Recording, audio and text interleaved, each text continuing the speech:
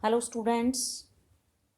तो आज के इस वीडियो में हम सूरदास के पद पाठ के परीक्षा प्रयोगी महत्वपूर्ण प्रश्नों की चर्चा करेंगे।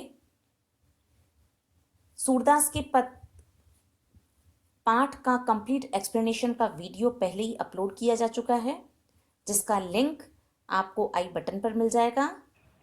अभ्यास प्रश्न के अतिरिक्त कुछ महत्वपूर्ण प्रश्न जो कई बार बोर्ड परीक्षाओं में पूछे गए हैं। इसमें सबसे पहले प्रश्न जिसकी हम चर्चा कर रहे हैं, दूसरों को नीति की सीख देने वाले कृष्ण स्वयं अनीति का आचरण करने लगे। गोपियों ने ऐसा क्यों कहा है? गोपियां श्री कृष्ण से बहुत प्रेम करती हैं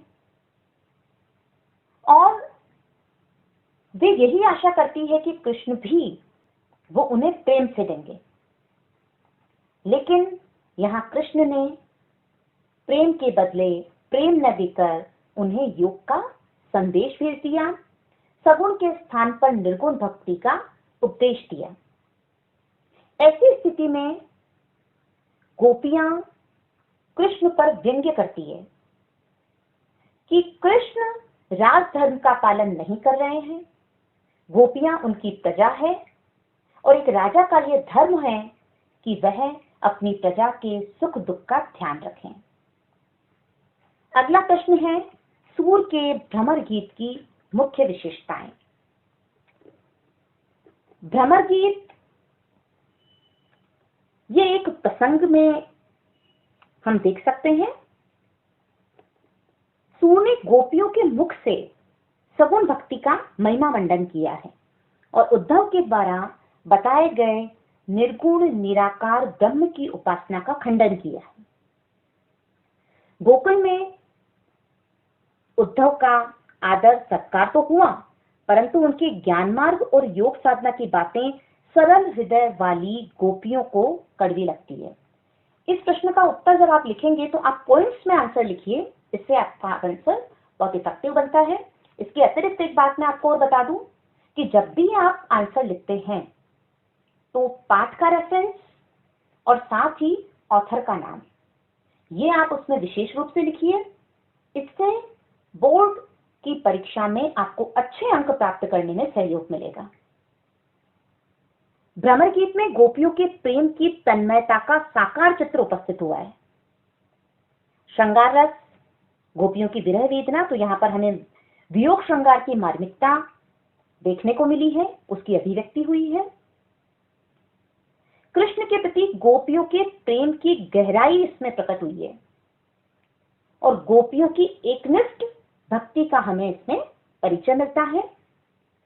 गोपियों का वाक चातुर्य यहां विशेष रूप से हमें देखने को मिला है और कृष्ण और गोपियों के प्रेम का सहज मानवीय रूप भ्रमर गीत में हम स्पष्ट रूप से देख सकते हैं। अगला प्रश्न है गोपियों ने कृष्ण भक्ति की सार्थकता कैसे सिद्ध की? गोपियों ने कृष्ण भक्ति की सार्थकता सिद्ध करने के लिए अनेक उदाहरण दिए हैं कि कृष्ण उनके लिए प्रेम रूपी नदी के समान है और उद्धव जो कृष्ण प्रेम पाने से वंचित रह गए, वे प्रेम की सरसता तथा आनंद की अनुभूति नहीं कर पाए। कृष्ण भक्ति का रसपान गोपियों ने किया है और इसीलिए उन्हें योग रूपी और ज्ञान रूपी शिक्षा कड़वी ककड़ी के समान प्रतीत होती है। गोपियों ने स्वयं को चीटी तथा कृष्ण को गुड़ बताकर यह सिद्ध कर दिया कि गोपियां प्रेम मार्गी है तथा कृष्ण से एकनिष्ठ प्रेम करती है। अगला प्रश्न है जो कई बार बोर्ड परीक्षाओं में पूछा गया है, गोपियों के वाक चातुर्य की विशेषताएं लिखिए। क्योंकि गोपियां सरल हृदय वाली और कह सकते हैं अनपढ़ थी, उनके पास अतिरिक्त ज्ञान का भंडार नहीं था। वहीं दूसरी ओर उद्धव ज्ञान में और योग में निर्गुण निराकार की शिक्षा देने में प्रवीण थे। फिर भी गोपियों के वाक चातुर्य के समक्ष वे नतमस्तक हो गए और गोपियों की सगुण भक्ति के समक्ष उन्होंने सिर झुका दिए। तो गोपियों के वाक चातुर्य की विशेषताओं में महत्वपूर्ण रूप से हम इस प्रश्न के उत्तर को भी आप पॉइंट्स में लिखिए। गोपियों के वाक चातुर्य की विशेषताएं निम्न है। इसमें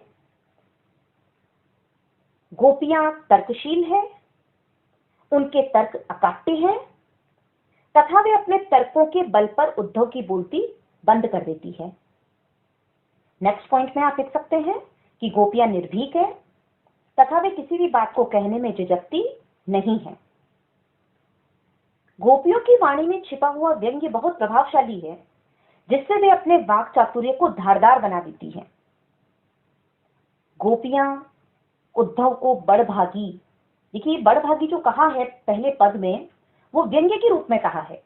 वास्तव में तो गोपियां उसे भाग्यशाली नहीं बल्कि भाग्यहीन कहना चाह रही है कि दिन रात कृष्ण के संपर्क में रहकर भी वह कृष्ण के प्रेम से अछूते हैं। इस प्रकार व्यंग्य का मिश्रण हमें देखने को मिलता है और जिसके सामने योगी और पंडित उद्धव भी निरुत्तर हो जाते हैं।